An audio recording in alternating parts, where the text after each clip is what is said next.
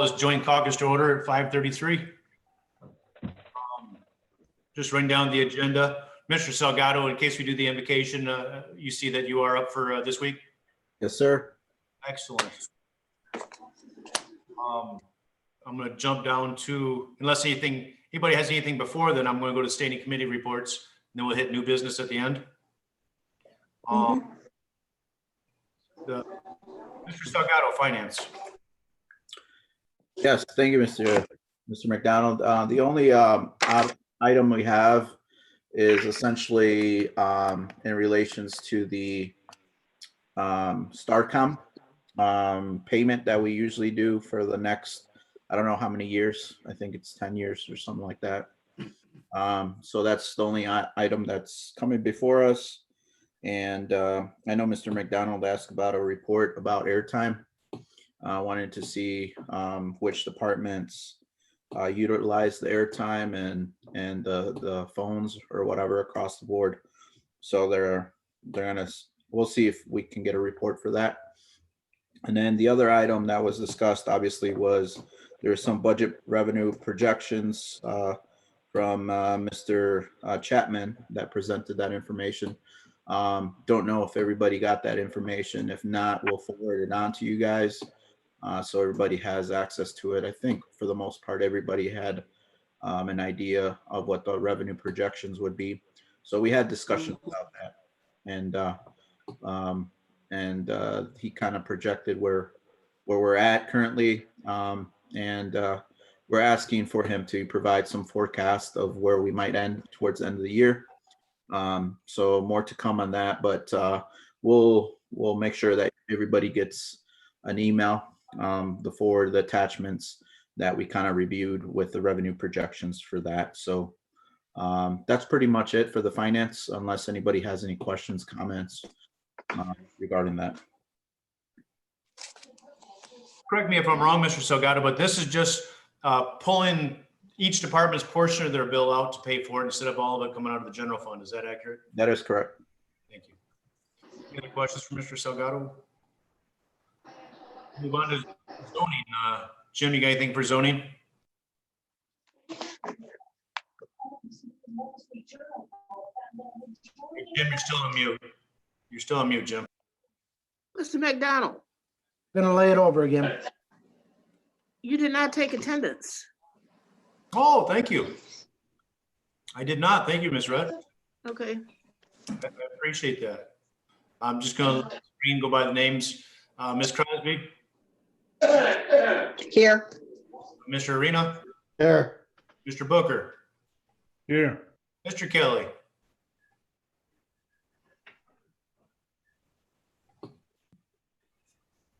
I see Mr. Kelly. I know he's here. Mr. Butita. I said here. Here. Oh, did you? We didn't catch you. Mr. Schultz. Is that Steven's iPad? Is that Mr. Schultz? I don't know. That's a big baby. No, that's mine. Oh, that's Steve, the other Steve, Steve Chapman. Yep. Yes. Perfect. Mr. Hoffman, would you take the roll for your Democrats, please? Hey, you didn't call my name, but Oh, who said that? You all changed screens. Is that Mr. Webster? yes, I'm here. Whose name didn't I call? Good. I apologize. I don't think you called Chaz, but he's not here. True. I just called the names of people that I saw, and the screen changed halfway through, so it messed me all up. Mr. Joe, you're on mute, and can you call your caucus roll, please? I will. Ms. Gorel. Present. Ms. Red. I know you're there. He's there. Present. Yeah, she's there. All right. Mr. Fellers. Here. I know you're there. Mr. Neighbors. Here. Mr. Girl. Here. Mr. Tassoni. Present. And Mr. Salgado. Present. All the Democrats are present. Thank you, Mr. Hoffman. Mr. Webster, you said nothing for zoning. Nothing. I know we have some agenda items, but No, everything's laid over. Nothing for zoning. excellent. I don't see anything on economic development. I don't see Mr. Billick. Is there anybody from economic development that has anything that they want to bring forward? See none, I'll move on to operations. We have one resolution awarding landscaping and ground maintenance services. It's a new company from last year. Steve Chapman, I think you put out an addendum to that. Was it $3,600 less than last year? Is that what your email said today?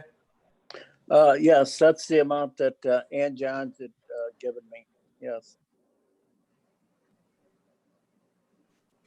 Is there any questions about the landscaping contract? See none, we'll move on to Public Works. Mr. Tassoni. Thank you, Chairman. We're gonna have a real quick meeting before board, I believe around 5:30 this coming Thursday. It's just to pass one resolution. I believe it's for a road construction project. Thank you, Mr. Tassoni. Any, actually, you've got two of them on there, right? Okay, it's one road construction project, two items, it looks like. Is that accurate? Could be, I just browsed it, but very minimum of things we gotta do. Thank you. It looks like we're splitting the cost with the village of Roscoe. Yeah, that could be. I think there's some road improvements up on Willowbrook and Rockton, and then something else. I didn't look at them specifically, just a couple quick items. Like I say, there's before board this Thursday. It was, excuse me, it was a cost sharing for Willowbrook and Roscoe and road improvements at that intersection. Okay. And actually, as I look down your agenda, Mr. Tassoni, you've got 10 items on your agenda, so you've got quite a bit. Okay. I didn't, like I say, I haven't looked at it. I just thought there was one or two things we had to pass because they were time sensitive. Like I say, I don't think the 10 items are all resolutions though. They are. Lucky you. You're gonna be very busy, man. Okay, yeah, but no, I'm saying for new business this Thursday, there's only one or two. The other 10 are carryover. And you're right, I don't have that pulled up in front of me. Sure. Any other questions? Public Works? See none, we'll move to Public Safety Committee. Mr. Booker. Thank you, Chairman. Public Safety Committee has 4 resolutions, and looks like 3 of them were, or 2 of them were grants. One is resolution approving subcontractor agreement for the Department of Justice Violence Against Women fiscal year 20. It's a continuation from last year. Responses to domestic violence, dating violence, and stalking program. Another is the resolution approving subcontractors agreement for County of Winnebago problem-solving courts, and a resolution renewing the annual maintenance agreement for X-ray scanners. And then finally, a resolution extending proclamation declaring the County of Winnebago, Illinois, a disaster area for coronavirus response. It's the second extension. Are there any questions for Mr. Booker? Mr. Arena. Thank you, Mr. Chairman. On the disaster, the resolution extending the disaster declaration. Before I'm willing to do that, I need to know what money we've spent so far. Are the sources for being reimbursed definite, or is it still up in the air? I saw the report from the National Association of Counties saying that they were negotiating with at the federal level on that, and that at this time, or when that report was sent, there was the money for counties in that particular program wasn't there. So is there some other source of the money? And then finally, I need an explanation on how we're making the determination on what businesses are being closed down. We're doing that in a way that's not consistent between all businesses. I'm not suggesting that need to be pushing the lift, the restrictions, but we should definitely apply the restrictions in a uniform manner. So I've been trying to get answers to that now for quite a while, a week at least, and hopefully before our committee meeting on, when is that, Wednesday, Mr. Booker? Thursday, that's what I had my hand up for. And it looks like we're going to do a quick public safety meeting to discuss this particular topic. So I may have jumped the gun a little bit. But we are having a public safety committee meeting this Thursday at 5:30 to discuss this particular topic. Okay, so hopefully at that meeting, we can have answers to that, because I'm concerned about what's going on and not being involved enough to understand all the details. Right, I hear you. Thank you. Thank you. Any other questions for public safety? Chairman Haney. I'm sorry. Oh, Mr. Haney. I'm sorry. Thank you. Yeah, to that point, so we're at the 45-day mark on the emergency declaration. I think a couple of key points have been raised. There's going to be a full update at the board meeting, or as full as we can make it. One from Ann Johns on money spent. She's been out because of a funeral. That maybe threw us off a little bit. Again, I would just say we're happy to do that on a weekly basis if it goes on a finance agenda, we can always do that, but then we'll always have it at a board meeting going forward. In terms of legislation, stimulus package 4 is being negotiated. The Republicans are trying to negotiate out local money. The Democrats are trying to negotiate it in. We need local money. I have heard that if it gets whacked out, Republicans have suggested they want it out of this stimulus bill, but that it could be in 5 or 6. We're literally going to get up to 5 or 6 bills, stimulus packages. But that's additional money. We are keeping track of our emergency response dollars and accounting for that, so that at the end of this, we can turn that money in on the emergency side. That is separate. What we're going after is additional relief money because of how hard we've been hit from like a revenue standpoint. So we're having multiple discussions at one time. We can give any clarity we can give on Thursday in terms of who decides what. Ultimately, the only local hammer I'm aware of is the health department can enforce the governor's order. It's not Frank's order. It's not the county board's order. It's not the cities, the counties. Unfortunately, some enforcement falls to the local level. All of us are asking the governor to address the inequities in his order. If we address the inequities in our order to be a little more, maybe less heavy-handed to small business at a time we have box stores open, we may eliminate 80% of the back and forth. The state's attorney has, I think, asked them to look at something. I don't have an update on that. But at the end of the day, it's going to be, if there's ever a dispute on a future order on interpreting it, IDPH gives most of the guidance that then flows back down through municipalities out to their businesses. That does not mean the state's attorney hasn't been very involved helping interpret. But at the end of the day, I've read very clearly the health department has the hammer, not the municipalities or the county. That's my understanding. And Sandy will likely be there Thursday. The state's attorney will be around Thursday, but that's just a quick hit on the topics you raised. At the end of the day, we really do need to extend this, even if there is questions, because we don't want to lose out on future funding by not being the only county in the state to not extend this. That doesn't mean we don't need to get ample information to very good questions. So thank you, Mr. McDonald. Mr. Chairman, Angie, Go does ahead. this have to do anything with FEMA? If we don't extend this, I mean, if we don't use all the days that we extended it, we can then, we can stop it. But does this not have to do something with FEMA so we get FEMA funds? That's my clear understanding. I don't want to in any way send a message that even if we really do need to extend this, that those questions raised by Mr. Arena are, I agree with the need to get a lot of information to the board before they're asked to vote. I don't want to come off like the questions are irrelevant. No, they're very relevant. They're being talked about in the community.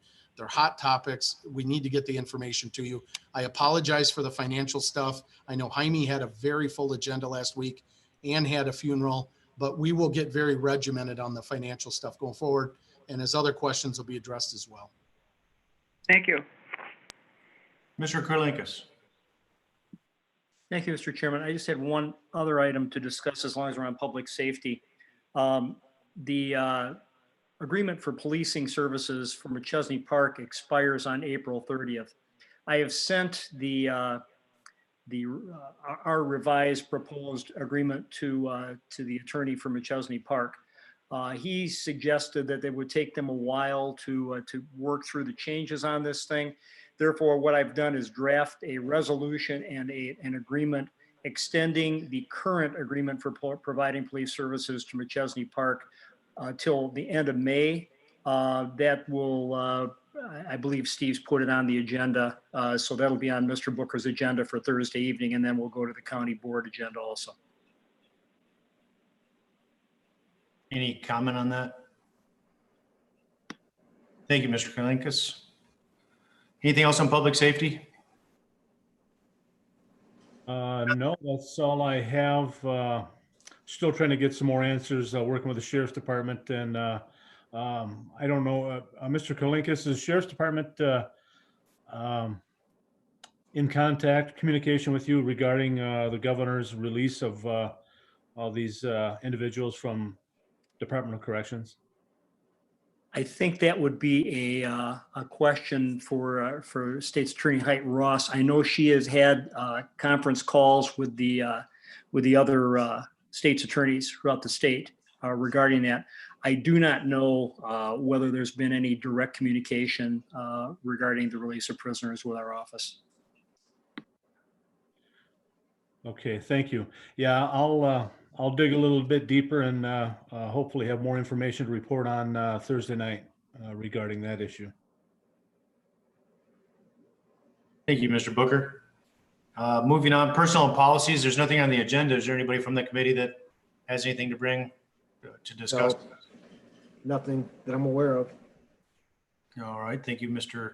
Webster. Moving on to new business. Obviously, we've got Mr. Stoney. Thank you, Chairman. Just if you want to recap, like I say, I lost track of days here with working half on, half off and all that. I do have a recap from last week's Public Works. If you care to hear that, you want me to whip through it? Yes, please. Basically, what's on the agenda for this coming Thursday? We have a resolution, like I say, it's a cost sharing for the Village of Roscoe. It's regarding engineering services, a services agreement with it's a cost sharing of $19,000 each for improvements at Willowbrook and Rockton. Another item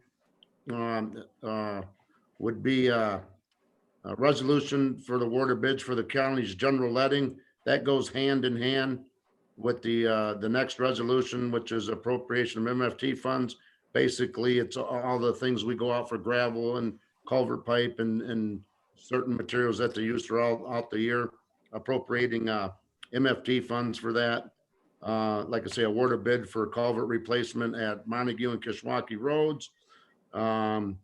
Resolution executing engineering services for culvert repair on East Riverside Boulevard. That's out there at between Forest Hills and Alpine out there where we got the road plates on. That's engineering cost is $31,000 on that. We've got a resolution for the award of bin of township seal coating. That's just pass through monies, no cost to the county. We've got a resolution for Perryville road patching, and that bid, I believe, was rejected because they were high, and we're going to do some tweaking and go out for some alternate bids. And then, like I say, we have another item coming up this Thursday, and it's just relating to award of a bid for the road widening out on Baxter and Mulford area, and the bids will be open for that tomorrow. So that's what I had. Any questions for Mr. Tassoni? No, I might add that those bids that got rejected that he just spoke of, those things were all over the map. My goodness, some of them were, I think the lowest one was 400,000 and the highest one was like 800,000 and one in between. And that's not at all what we had in mind. What we projected was closer to 280,000 or something, if I recall. So at any rate, that's why they were all rejected. And there'll be a redo on those, correct, Dave? Yeah, I think they're going to change the scope of work and tighten it up and tweak a few things and get it dialed in so we can at least get some tighter bids and more competitive as well. Yeah, thanks. We want to get that done, but not at those exorbitant prices. Thank you.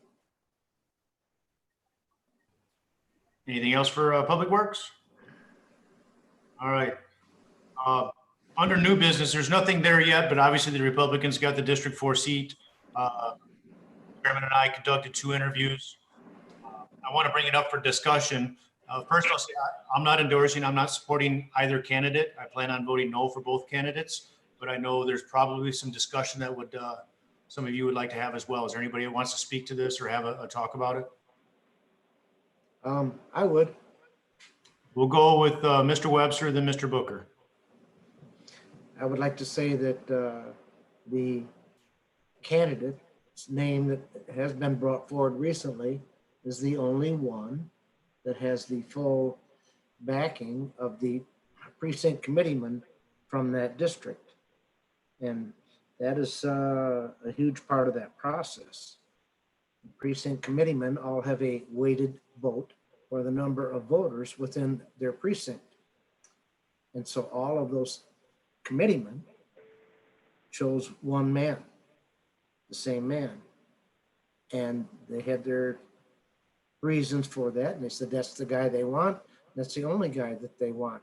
So then that name is brought up to the Central Committee. Central Committee gave the blessings on that as well. Said, if that's what you want, we're behind you.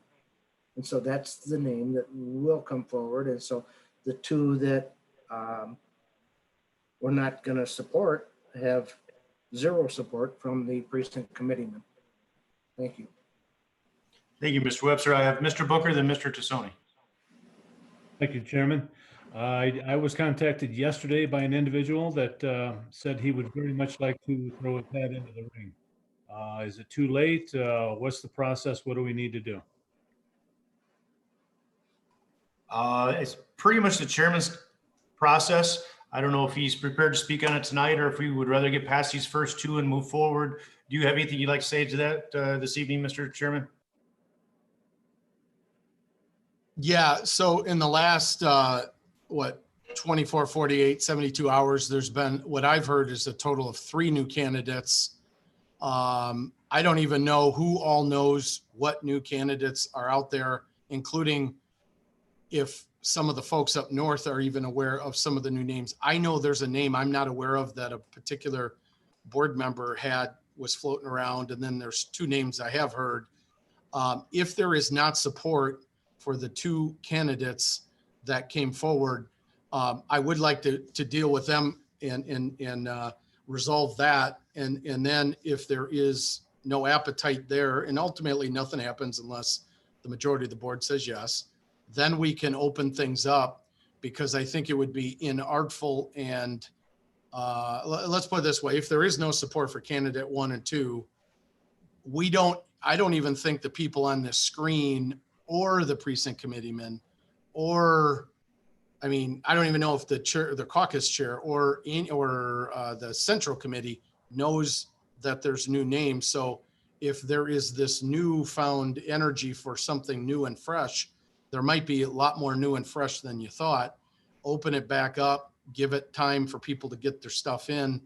And we'd have to deal with a step 2 in the process after we put 1 to bed. If that's what you guys want to do, then we can put 1 to bed, open it back up. But I'm not 100% clear where anything's. I guess I'm not prepared on anything except deal with what's in front of us. And if that becomes a reality, so be it. We'll just open it back up. But I don't even think anybody knows who the heck's all interested if it's going to be a phase 2. Thank you. So I've got Mr. Tassoni, then we'll go to Kelly and then Bucita. So Mr. Tassoni first.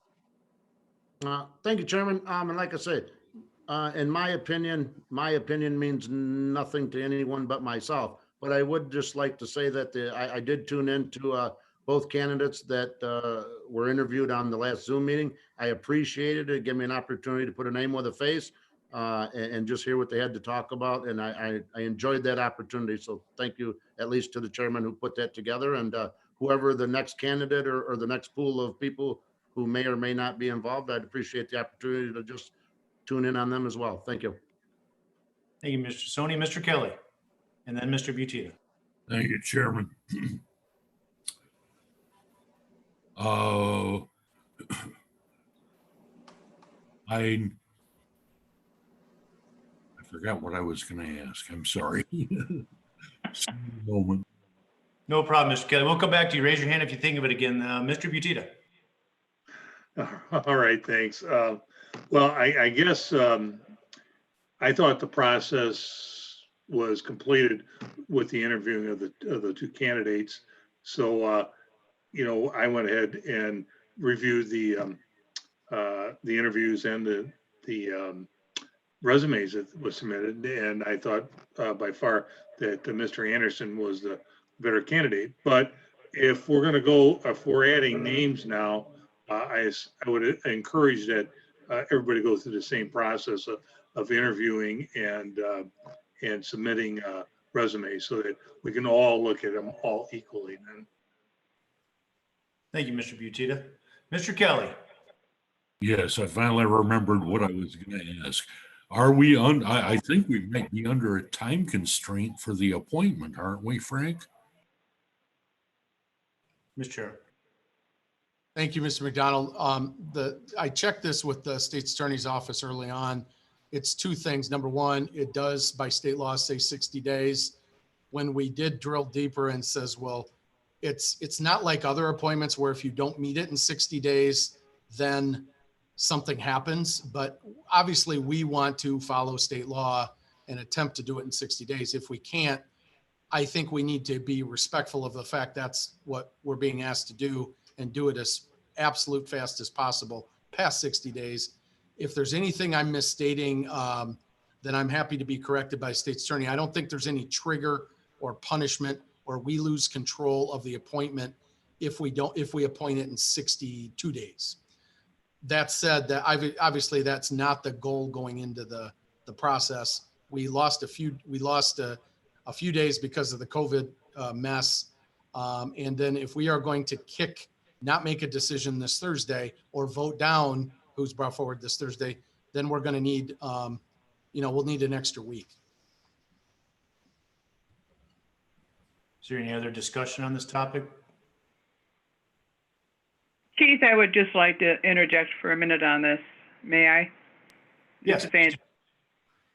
First of all, this should be discussed personally with the Republican caucus to make sure that all of the Republicans on the county board are on the same page.